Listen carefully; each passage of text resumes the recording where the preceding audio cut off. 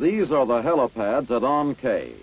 Here at the Camp Radcliffe headquarters of the 1st Cavalry Division Air Mobile, the problem of excessive weight in airborne command communications equipment is being solved. These technicians are preparing to check out a recently developed lightweight system installed in this helicopter. The newly designed communications system weighs only 150 pounds, as opposed to the previously used 600 pounds of equipment. In addition, this lightweight unit provides the airborne CP with 2 different radio frequencies and a multiple outlet intercom. Known as the ANARC-122, the system is composed of 2 ANVRC-46 radio receiver transmitters and the intercom channels. 3 whip antennas mounted beneath the helicopter fuselage give the command radio system a range of 24 to 32 kilometers. In actual use on a combat mission, the compact communications unit is operated by the commander's S3 officer and by an artillery fire support officer. The commander gives his orders to the other officers and the helicopter pilot via the intercom. Upon receiving the orders of the commander, the S3 relays the message to ground commanders using one of the 2 available channels. Simultaneously, the artillery officer can be in contact with the FDC on the other channel if desired. An extremely flexible command post in the sky.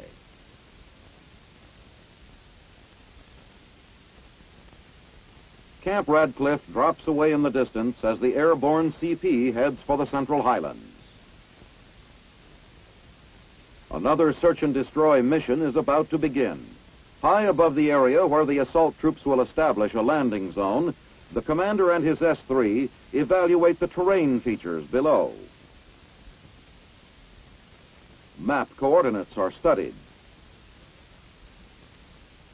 In a low-level examination of the surrounding countryside, a suspected Viet Cong village is located. It is decided to call up an artillery fire support mission in the immediate vicinity of the landing zone.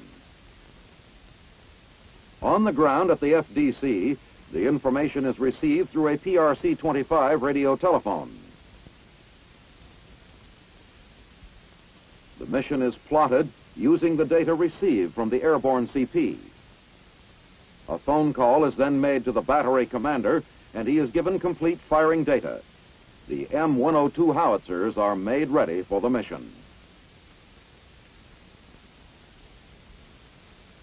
Then, the lightweight, air-transportable tube artillery goes into action.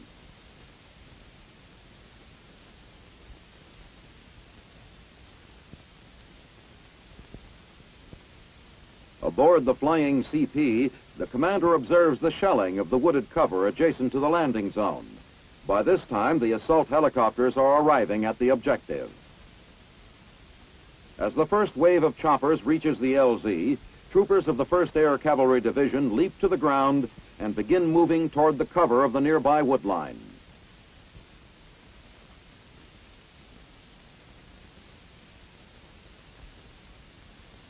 The unit commander receives intelligence from the airborne CP regarding the unmapped village ahead and possible location of the enemy. A mortar crew sets up its weapon and prepares to shell the thick cover on the perimeter of their position. The information they have received from the commander, flying overhead, is checked against their map. Then, firing commences.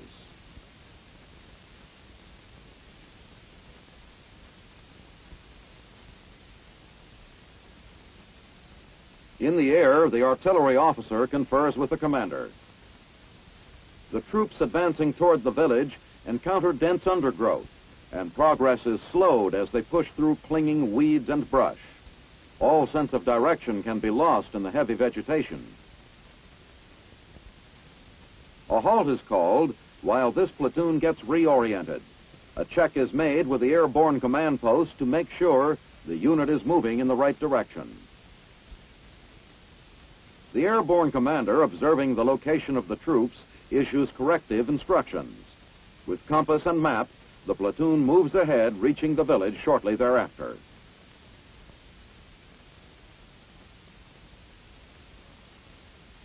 tunnels ever present in the villages of Vietnam are located and searched for hidden enemy personnel. While the tunnel runner is below ground, security is provided by posted guards. This complex of underground passages proves to be empty. With a deserted village behind them, the flying cavalrymen move to the LZ and signal for pickup.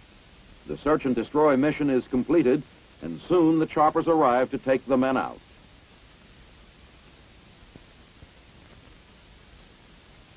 Now satisfied that there are no Viet Cong in the area, the airborne commander also returns to On K. The modern communication system, ANARC-122, has done its job well.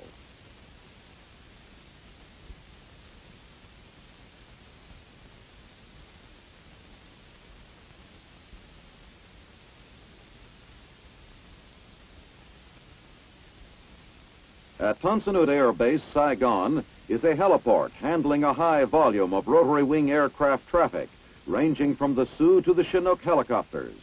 These aircraft are largely from Army units based outside of Saigon.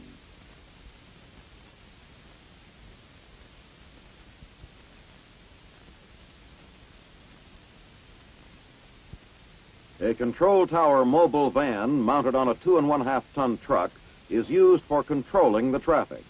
Here, the wind direction is being communicated by radio to Huey helicopters preparing to land at the Saigon heliport.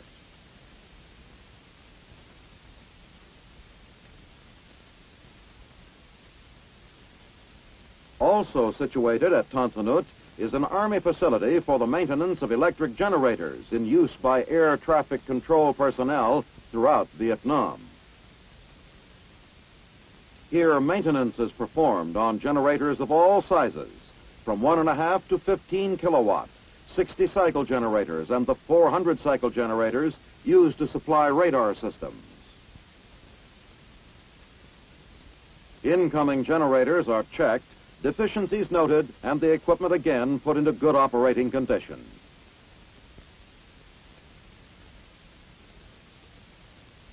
At Vung Tau, 125 kilometers southeast of Saigon, is an airfield in continual use by fixed-wing and rotary-wing aircraft. Traffic handling facilities include a control tower and a ground control approach radar system for use in inclement weather. This modern radar system includes a means of identifying friend or foe.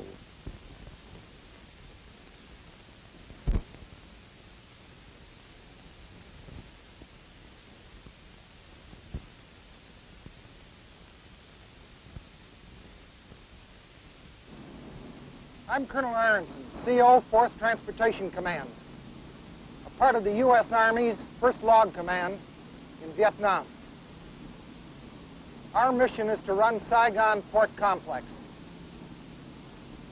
This includes the ports of Saigon and subport activities at Na Bay and Vung Tau.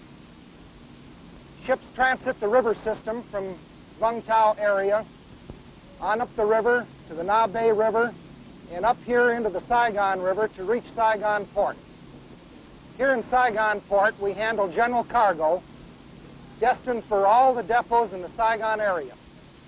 General cargo includes all cargo other than bulk ammunition and bulk gasoline products. Here in Saigon, we bring ships up the river and berth them at our berth facilities, of which there are 6,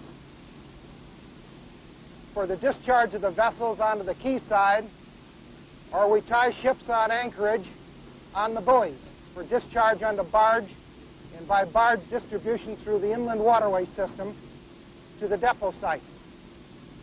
We use a wide range of equipment here in Saigon Port, ranging all the way from small forklifts to 60-ton floating cranes.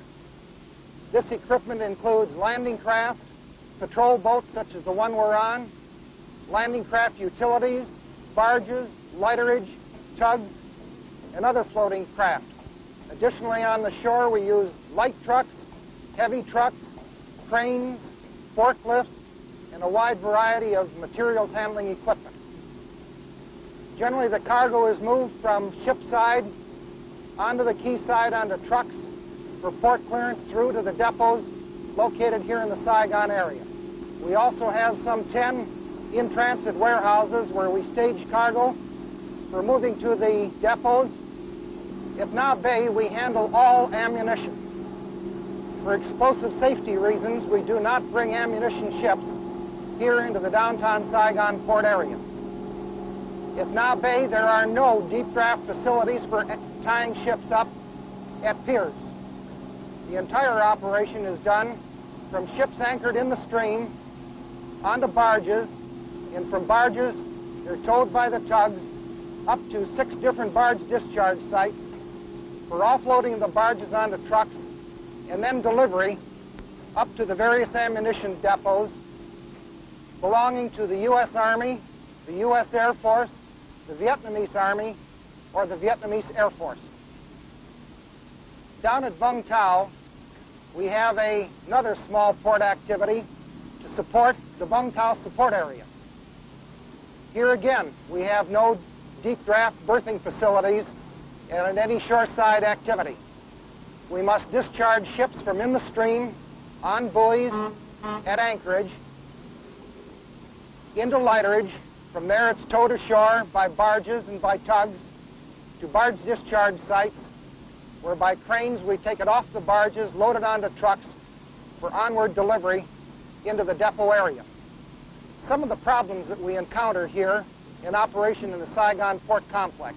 The river system is not secure at night. All ships and our barges must transit the river during daylight hours under escort. The VC control the area at night, and we do not move the ships into the Saigon area during the hours of darkness.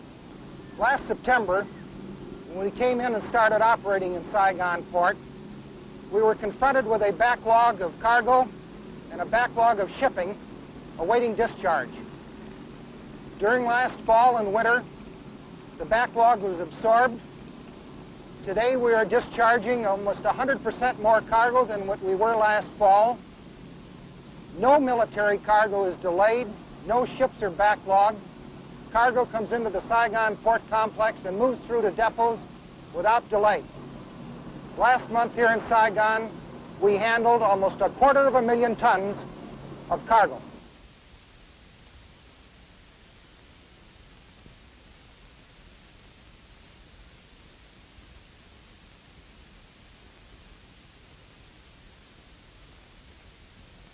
More docking facilities are under construction for the swiftly growing port complex at Cam Ranh Bay, Vietnam.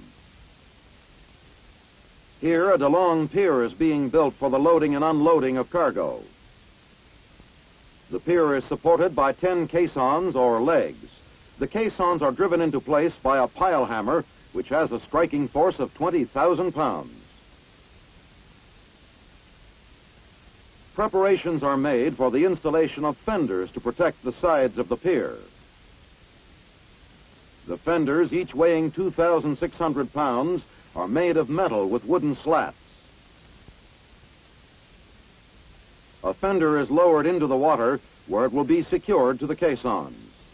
The DeLong pier was designed by former Army Engineer Colonel Louis B. DeLong and has proved successful in providing expanded pier space for the vessels with military cargo awaiting unloading in Cam Ranh Bay.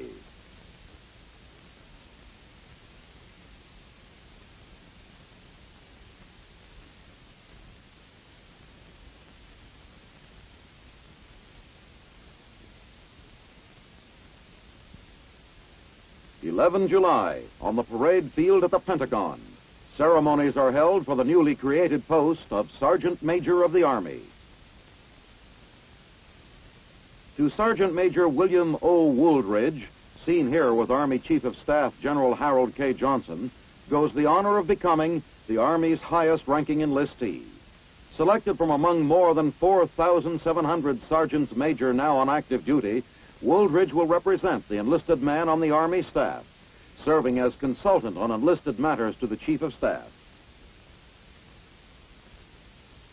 A salute to the colors and a 19-gun salvo gets the ceremonies underway.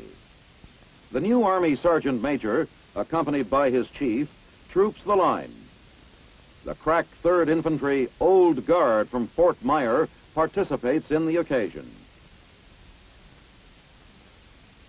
The colorful ceremonies symbolize the dedication of the Army enlisted man since the founding of our nation.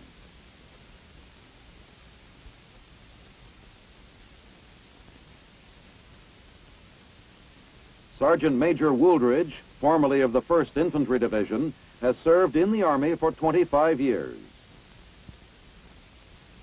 His children are among the spectators watching the swearing-in proceedings. General Johnson administers the oath of the new office, while Mrs. Wooldridge looks on.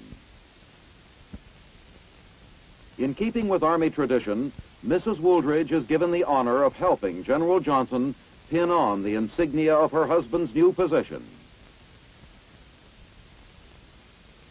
Army Secretary Stanley R. Reeser congratulates the 1st Sergeant Major to serve on the Army General Staff. Wooldridge also receives the good wishes of General Staff officers and high-ranking civilians in the Department of the Army.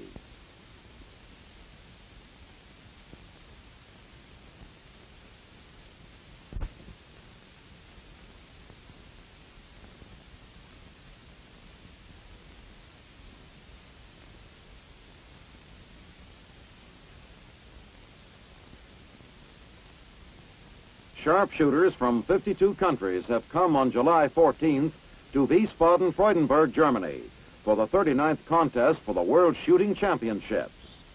High-ranking United States military officers attend the events. The German Shooting Club is host for this year's matches in association with the International Shooting Union. Matches are held for pistol, rifle, and trap shooting. The contest this year is the largest of its kind ever held. The United States and the Soviet Union have entered full 40-member teams. At the other end of the scale are nations with only one representative.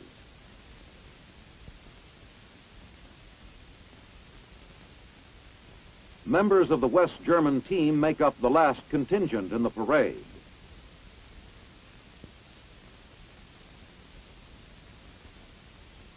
Minister Dr. Zinn, representing the West German government, delivers the welcoming address.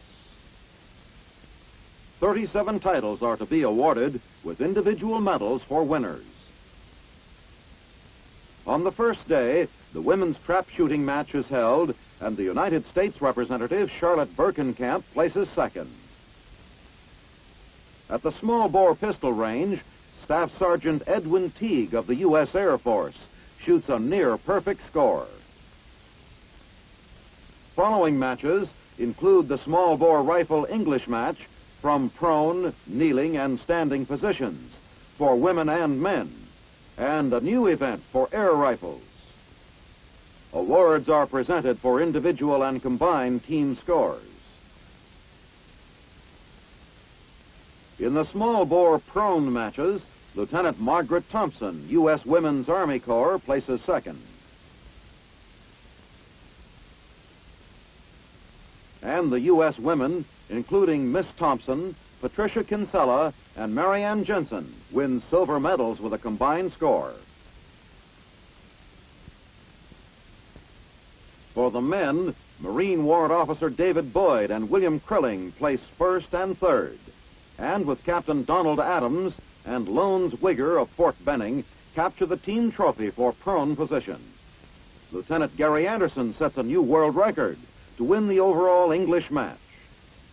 And with Miss Thompson, Wigger, and Tommy Poole wins the team trophy for the 40-shot kneeling match.